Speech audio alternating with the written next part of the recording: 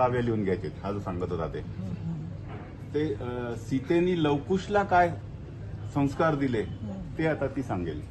तर असं वाटायचं जणू सीता बोलते आणि महाराज मध्ये असायचे ऍज अ कंट्रोलर, आणि मग सीतेनी स्वतःचं आयुष्य सांगितलं आणि एवढं मोठं काव्य झालंय.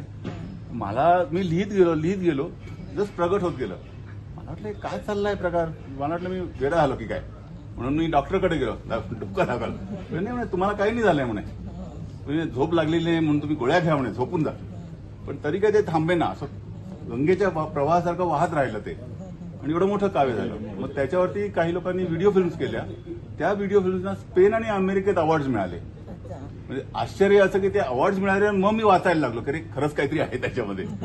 आणि आता त्याला नंतर प्रयागराजमध्ये सुद्धा अवॉर्ड मिळालं. असं ते काय नाव आहे?